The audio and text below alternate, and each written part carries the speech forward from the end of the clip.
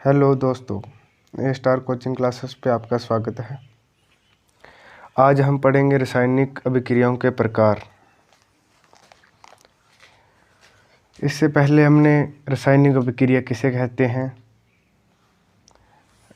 रासायनिक समीकरण किसे कहते हैं, रासायनिक समीकरण को संतुलित कैसे किया जाता है और क्यों किया जाता है, ये सब पढ़ लिया है। यदि आपने इससे पहले वाली वीडियो नहीं देखी तो डिस्क्रिप्शन में दिए गए लिंक पर क्लिक करें और वह वीडियो देख लें। आज की वीडियो में हम पढ़ेंगे रासायनिक अभिक्रियाओं के प्रकार, जिसमें से पहला प्रकार है संयोजन अभिक्रियाएं। संयोजन अभिक्रिया किसे कहते हैं? इस अभिक्रिया में दो या दो से अधिक अभिकारक मिलकर एक एकल उत्पाद बनाते हैं। इसका क्या अर्थ है? ए और बी ये दोनों अभिकारक हैं। अभिकारक किसे कहते हैं, हम पिछली वीडियो में पढ़ चुके हैं।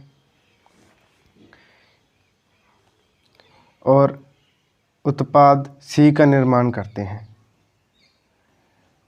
अच्छे से समझने के लिए उदाहरण देखते हैं।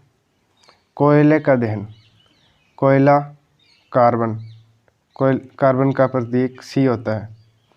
इसका दहन, कोई भी वस्तु, किसी भी पदार्थ का दहन ऑक्सीजन की उपस्थिति में ही होता है, इसीलिए यहाँ पर O2 लिया गया। कोयले का दहन से CO2 का निर्माण होता है। यह एक संयोजन अभिक्रिया है। यहाँ पर कार्बन और ऑक्सीजन मिलकर CO2 का निर्माण कर रहे हैं। यहाँ पर कार्बन और ऑक्सीजन दो अलग अलग अभिकारक हैं और एकल उत्पाद का CO2 का निर्माण कर रहे हैं। इसके बाद जल का निर्माण, ये हम बचपन से ही पढ़ते हैं कि हाइड्रोजन और ऑक्सीजन दोनों गैस मिलकर जल का निर्माण करते हैं। और इनको निर्माण के लिए एक विस्फोटक एनर्जी की आवश्यकता होती है। जल का निर्माण करना हमारे लिए इतना सरल नहीं है। इसके लॉजिकल फैक्ट्स को जानने के लिए हमारे प्लेलिस्ट में दिए गए वीडियो को देखें और इसका डिस्क्रिप्शन में हम लिंक भी दे देंगे।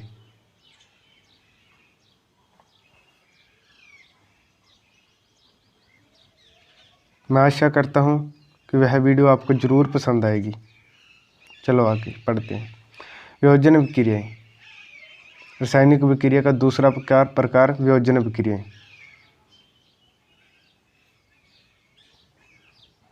वियोजन अभिक्रिया किसे कहते हैं? एक अभिकारक टूटकर दो या दो से अधिक उत्पाद में बदल जाता है। इस अभिक्रिया को ही वियोजन अभिक्रिया कहते हैं। ए अभिकारक है जो टूटकर दो अलग अलग बी और सी उत्पाद में बदल गया, इसे ही वियोजन अभिक्रिया कहते हैं। वियोजन अभिक्रिया के प्रकार देख लेते हैं।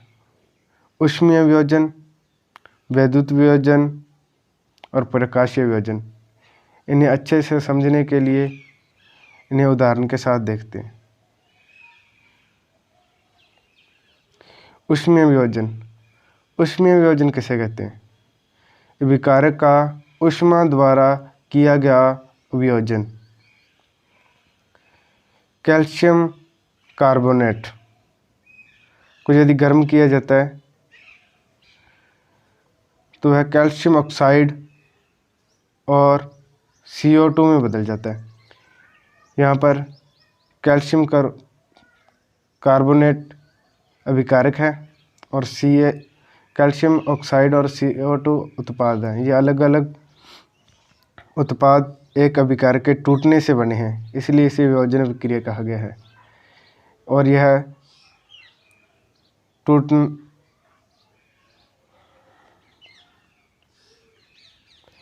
यह प्रक्रम ऊष्मा के द्वारा हुआ है, इसीलिए इसे ऊष्मीय वियोजन कहा गया है। इसके बाद विद्युत वियोजन। विद्युत धारा के प्रवाहित होने के कारण होने वाला वियोजन। यदि हम H2O में जल में इलेक्ट्रिसिटी गुजारें तो वह हाइड्रोजन और ऑक्सीजन में टूट जाता है। जल का हाइड्रोजन और ऑक्सीजन में टूटना वियोजन कहलाएगा और यह विद्युत के द्वारा टूटा है, इसलिए विद्युत वियोजन कहलाता है।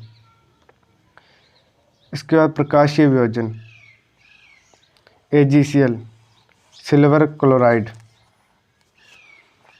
का प्रकाश के द्वारा वियोजन होकर सिल्वर और क्लोरीन गैस में बदल जाती है, इसलिए इसे प्रकाशीय वियोजन कहते हैं। यह हमारे लिए इम्पोर्टेंट है क्योंकि यह कई बारी बोर्ड परीक्षा में पूछा जा चुका है। चलो आगे पढ़ते हैं। विस्थापन अभिक्रियाएं। उससे पहले यदि आपने A* कोचिंग क्लासेस को सब्सक्राइब नहीं किया है तो सब्सक्राइब कर लें। हमारे चैनल पर 10th क्लास की फुल कोर्स करवाया जाएगा और लॉजिकल फैक्ट्स के बारे में बताया जाएगा।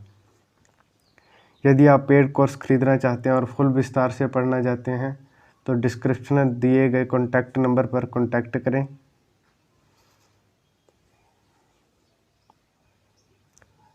और स्टार्ट करते हैं हम विस्थापन अभिक्रियाएं। इस अभिक्रिया में अधिक क्रियाशील तत्व कम क्रियाशील तत्व को उसके ही यौगिक में से विस्थापित कर देता है। इसका मतलब हम समझते हैं उदाहरण के साथ। आयरन कॉपर सल्फेट यौगिक ये दो अभिकारक हैं और उत्पाद बनाते हैं फेरस सल्फेट और कॉपर। ये कैसे होगा? जो जितना पावरफुल है वो अपनी पावर तो दिखाएगा ही। जो ज़्यादा जितना क्रियाशील तत्व है, यहाँ पर आयरन क्रियाशील तत्व है, कॉपर से ज़्यादा क्रियाशील तत्व है, इसलिए कॉपर को विस्थापित करके खुद जुड़ जाएगा और कॉपर को अलग कर देगा। इसे ही विस्थापन अभिक्रिया कहते हैं। यहाँ पर कॉपर को इसने अलग कर दिया और खुद जुड़ गया और ये रख अलग से कॉपर।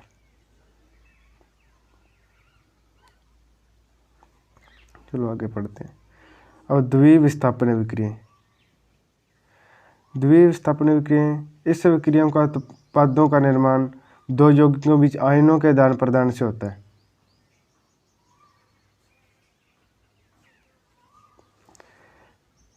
सोडियम सल्फेट और बेरियम क्लोराइड दो अभिकारक हैं।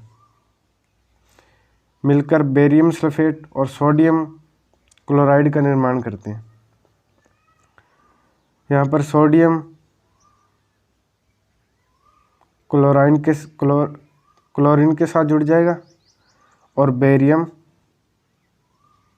सल्फेट के साथ जुड़ जाएगा और यह बना लेंगे बेरियम सल्फेट और सोडियम क्लोराइड। अब हम समझते हैं कि यहाँ पर लिखा हुआ था कि आयनों का आदान प्रदान करते हैं। आयनों का आदान प्रदान कैसे हुआ? सोडियम जिस पर कि +1 चार्ज होता है और ये Na2 है तो +2 हो गया, और ये सल्फेट के साथ जुड़ा है जिस पर -2 चार्ज होता है और ये न्यूट्रल थे। अब बेरियम जिस पर +2 चार्ज होता है वह सल्फेट जिस पर -2 चार्ज होता है उसके साथ जुड़कर बेरियम सल्फेट का निर्माण कर लेता है, और Na जिस पर प्लस चार्ज होता है +1, वह 2 क्लोरीन है और 2 Na है, मिलकर 2 अणु NaCl बना लेते हैं और बेरियम सल्फेट के सफ़ेद अबिलीय अवक्षेप का निर्माण होता है। अविलेय अवक्षेप का क्या मीनिंग है? जब इस रिएक्शन को करवाई जाती है तो पर्क नली में जो अवक्षेप बनता है वह जल में विलय नहीं होता है, वह नीचे अवक्षेप के रूप में इकट्ठा हो जाता है श्वेत रंग का, वह जल में घुलनशील नहीं होता है। चलो आगे बढ़ते हैं। उपचयन और अपचयन, इसका क्या मीनिंग है?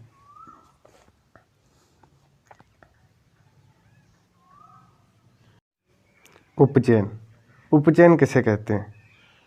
पदार्थ में ऑक्सीजन का जुड़ना, ऑक्सीजन की वृद्धि या हाइड्रोजन का ह्रास, हाइड्रोजन का हटना उपचयन कहलाता है। और अपचयन, पदार्थ में हाइड्रोजन की वृद्धि होना या ऑक्सीजन का ह्रास होना, हाइड्रोजन का जुड़ना और ऑक्सीजन का हटना अपचयन कहलाता है। उदाहरण से हमें अच्छे तरह समझ लेते हैं। कार्बन और ऑक्सीजन मिलकर CO2 का निर्माण कर रहे हैं। यहाँ पर कार्बन के साथ ऑक्सीजन जुड़ रही है, तो इसे कहेंगे उपचयन। और कॉपर ऑक्साइड प्लस H2 मिलकर कॉपर और H2O का निर्माण कर रहे हैं। यहाँ पर कॉपर से ऑक्सीजन अलग हो रही है, इसे कहेंगे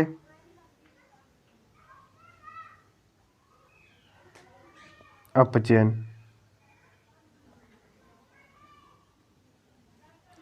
और H2 के साथ ऑक्सीजन जुड़ रही है, इसे कहेंगे उपचयन। और जिन अभिक्रियाओं में यह दोनों क्रियाएं होती हैं उन्हें कहते हैं रेडॉक्स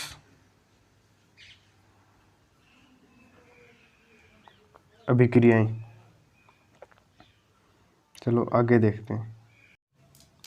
दैनिक जीवन में उपचयन अभिक्रियाओं के प्रभाव।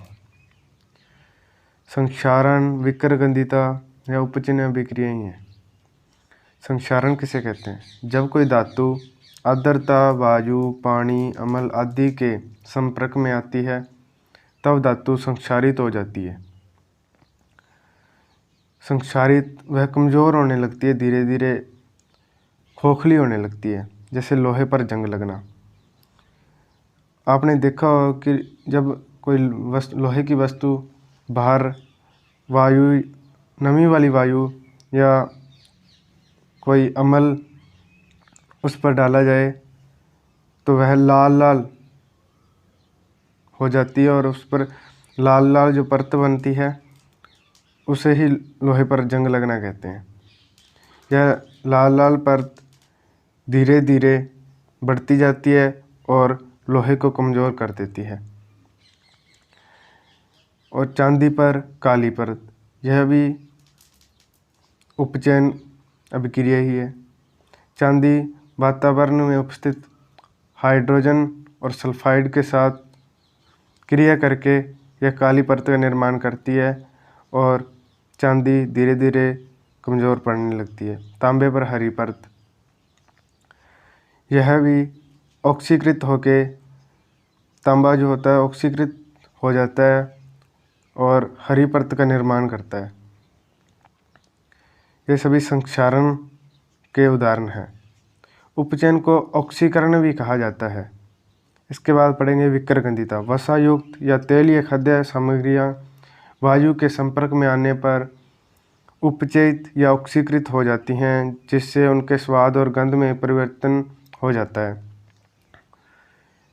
आपने देखा होगा कि लॉन्ग टाइम तक तेलीय और वसायुक्त जो खाद्य सामग्रियाँ जो पड़ी रहें तो उनका स्वाद बदल जाता है और उनमें गंध आने लगती है। यह किस कारण होता है? यह उनके ऑक्सीकरण होने के कारण होता है, उपचयन होने के कारण होता है, क्योंकि उनके साथ ऑक्सीकरण क्रिया करके वह धीरे धीरे विघटन होने लगते हैं। उदाहरण के लिए आलू की चिप्स, आपने चिप्स के पैकेट देखे होंगे, वो बहुत ही फूले हुए होते हैं। उनको उपचित होने से बचाने के लिए चिप्स एक तेलीय खाद्य सामग्री है, उनको उपचित होने बचाने के लिए उसमें नाइट्रोजन हवा भरी जाती है। इसके बाद रासायनिक अभिक्रियाओं के प्रकार। ये वर्गीकरण का दूसरा प्रकार है। इसका आधार है तापमान। तापमान के आधार पर रासायनिक अभिक्रियाओं के प्रकार। तापमान के आधार पर रासायनिक अभिक्रियाएं दो प्रकार की होती हैं, ऊष्माक्षेपीय अभिक्रिया और ऊष्माशोषी अभिक्रिया। ऊष्माक्षेपीय अभिक्रिया वो होती है जिनके उत्पाद के निर्माण के साथ साथ ऊष्मा का भी उत्सर्जन होता है। प्रकृति में लगभग 95% ऊष्माक्षेपीय अभिक्रिया ही होती हैं। ऊष्माक्षेपीय अभिक्रिया ही अपने आप होती हैं, ऊष्माशोषी अभिक्रिया को हमें करवाना पड़ता है। ऊष्माक्षेपीय अभिक्रिया का उदाहरण, प्राकृतिक गैस का दहन। जब मीथेन गैस को जलाया जाता है तो वह CO2 और जल जो कि वाष्प के रूप में है और प्लस ऊष्मा का निर्माण होता है, इसलिए इसे ऊष्माक्षेपीय अभिक्रिया कहते हैं। और उदाहरण देखने के लिए, जब कैल्शियम कार्बोनेट चूना होता है उस पर पानी डालते हैं तो उसमें से ऊष्मा के साथ CO2 के साथ साथ ऊष्मा भी निकलती है। आपने देखा हो कि जब चूने को किसी बर्तन में डालकर उसमें पानी डाला जाता है तो वह बर्तन बहुत गर्म हो जाता है। इससे यह पता लगता है कि वह ऊष्माक्षेपीय अभिक्रिया है। ऊष्माशोषी अभिक्रिया है जिन अभिक्रियाओं को में अभिकारक को तोड़ने के लिए ऊष्मा, प्रकाश या विद्युत ऊर्जा की आवश्यकता होती है। उन्हें अलग से एनर्जी देनी पड़ती है ऊष्माशोषी अभिक्रियाओं को। इनमें जिस बर्तन में करवाया जाता है वह बर्तन ठंडा हो जाता है। हम ऐसे नहीं कह सकते कि जो अभिक्रिया ऊष्मा, प्रकाश व विद्युत ऊर्जा की सहायता से होती हैं वह सदैव ऊष्माशोषी अभिक्रिया ही होगी। हम जिस बर्तन में इसे करवा रहे हैं वह यदि ठंडा हो रहा है तो इससे पता लगता है कि वह ऊष्माशोषी अभिक्रिया है। कई बार यह होता है कि हम एनर्जी देते हैं पर वह उसके बाद जो एनर्जी निकलती है अभिक्रिया से वो बहुत ज़्यादा होती है। वह अभिक्रिया ऊष्माक्षेपी ही कहलाती हैं।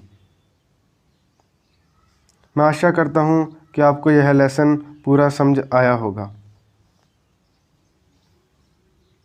यदि आपको यह लेसन पूरा समझ आया है तो चैनल को सब्सक्राइब करें, लाइक करें और कमेंट करें और अपने दोस्तों के साथ शेयर करें।